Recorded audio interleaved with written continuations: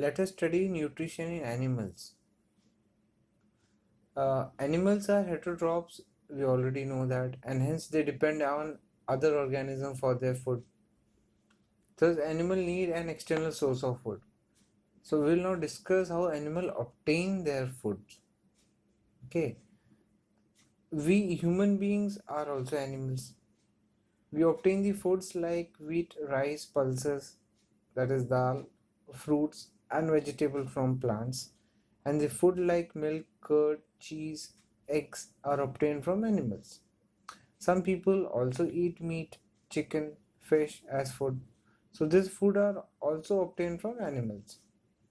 The big fish eats small fish, the bird eats worms and insects, the snake eats frogs, and the insect eat dead bodies of animals. Okay. The non-green plants, which cannot make their own food by photosynthesis, obtain their food from other plants and animals. Yeast plant is one such example. Even the plants can eat insects. For example, the pitcher plant and the Venus flytrap are the two plants which eat insects.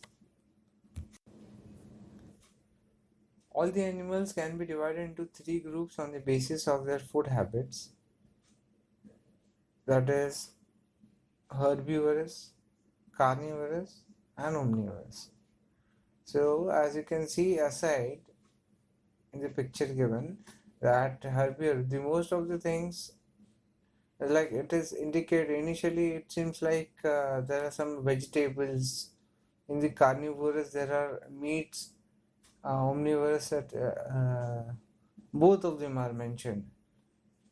If we just see just below that, suppose if we see in the herbivorous, just below the vegetables, you can see the animals eating vegetables. So we can at least from this we can at least understand that vegetable or green plants or green like this vegetables type grass eating animals, maybe they are related to herbivorous. Carnivorous, it is seen that flesh eating animals. Okay, omnivorous, you can see it is bear, pig, humans. Humans eat both. Okay, so that means omnivorous is a combination of herbivorous and carnivorous. So let us go through it one by one. Okay, so those animals which eat only plants are called herbivorous. The herbivorous may eat grasses, leaves, grains, fruits, or the barks of trees. Some of the examples of herbivorous are goat, cow, buffalo, sheep, horse, deer, camel, ass, ox, elephant, monkey, squirrel, rabbit, grasshopper. Cow is called a herbivorous because it eats only plants as food.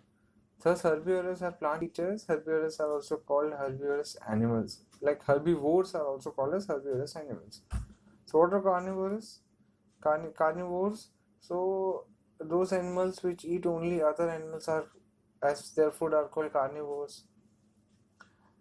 Some of the examples of carnivores are lion, tiger, frog, vulture, kingfisher, lizard, wolf, snake, hawk. Lion is called a carnivore because it eats only the meat or flesh of other animals like deer, rabbit, goat, etc.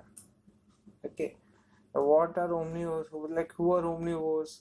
Those animals which eat both plants and animals are called omnivores. Some of the examples are man, that is human beings, dog, crow, sparrow, bear, myna, and ant.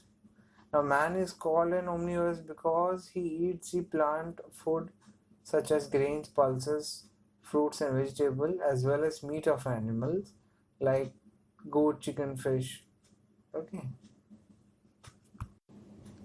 let us discuss animal nutrition in detail. So, different steps in the process of nutrition in animals. So, there are five main processes concerned with the use of food by animals. In other words, there are five steps in the process of nutrition in animals. They are ingestion, digestion, absorption, assimilation, and egestion. Let me give you some idea. Like ingestion is initially the intake of food. Digestion means chewing up. Okay, uh, breaking into more smaller particles. Okay, absorption means absorbing the nutrients from it. Assimilation means further breaking into smaller components and further absorbing the inner materials from it. And finally, egestion is the removal through it's a removal, waste removal from the body. Okay. So ingestion, the process of taking food into the body is called ingestion. In most simple terms, ingestion means eating of food by the animals. When we put food in our mouth with hands, we are ingesting the food. Okay. What is digestion? It's very simple to understand all five terms. So just be with me. Whatever I am telling, just be with me and just see the presentation. You'll understand. The food, digestion. I was talking about now digestion.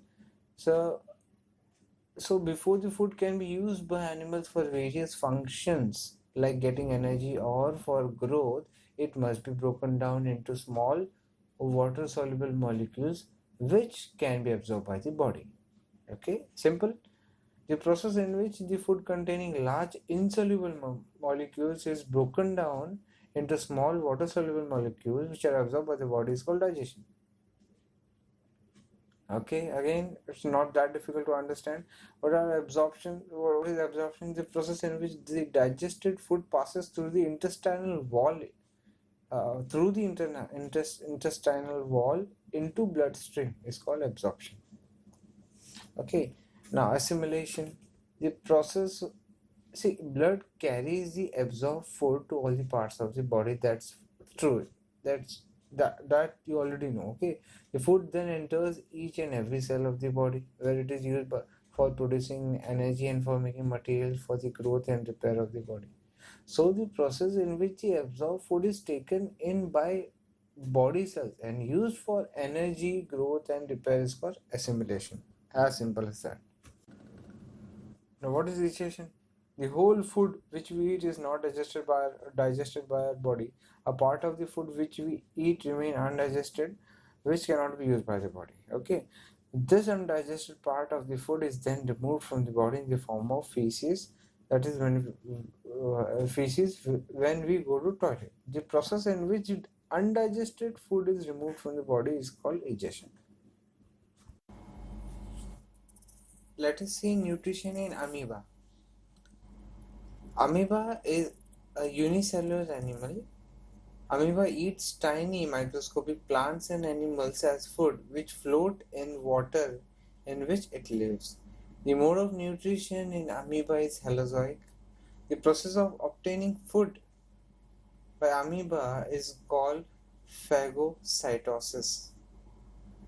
The various steps involved in the nutrition of amoeba are ingestion, digestion, absorption, assimilation, and egestion.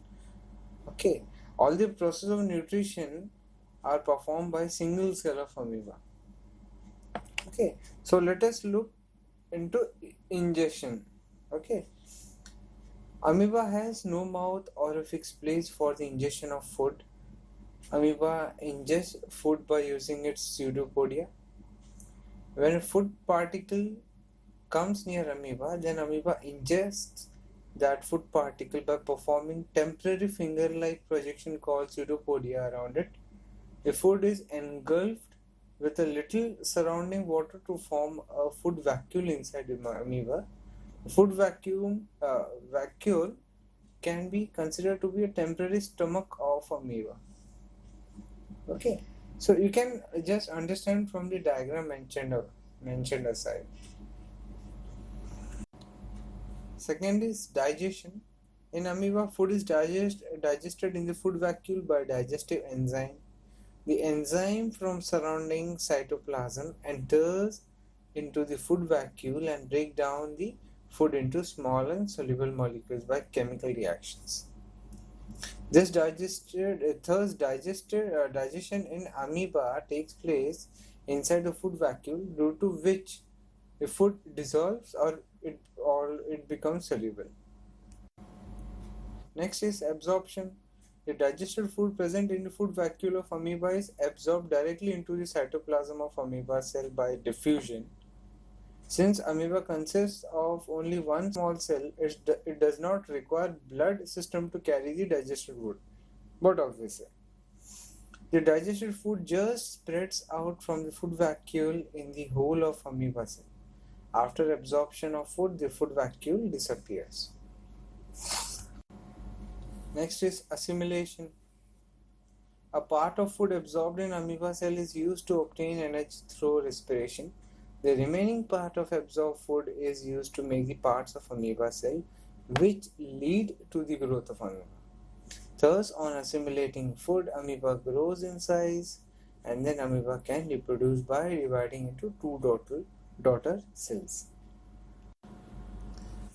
Now, let us see egestion in the section of nutrition in amoeba. Amoeba has no fixed place like annals for removing the undigested part of food. When a considerable amount of undigested food collects inside amoeba, then its cell membrane suddenly ruptures at any place and the undigested food is thrown out of the body of amoeba. So in the all five type of nutrition, in all five types in the nutrition in amoeba, you'll observe that I have mentioned image below the description. So that will give you a detailed understanding without moving to any other slide.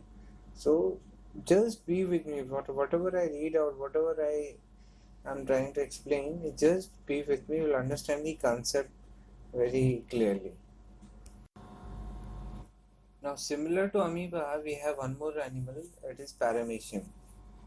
Paramecium is also a tiny unicellular animal which lives in water. Paramecium uses its hair-like structure called cilia, whereas in the case of amoeba it uses pseudopodia.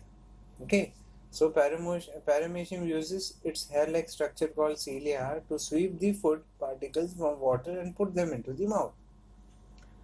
The paramecium has thin hair-like cilia all over its body. The cilia move back and forth rapidly in water. When the cilia present around the mouth region of paramecium move back and forth, they sweep the food particle present in the water into the mouth of paramecium. So this is the first step in nutrition of paramecium, which is called ingestion.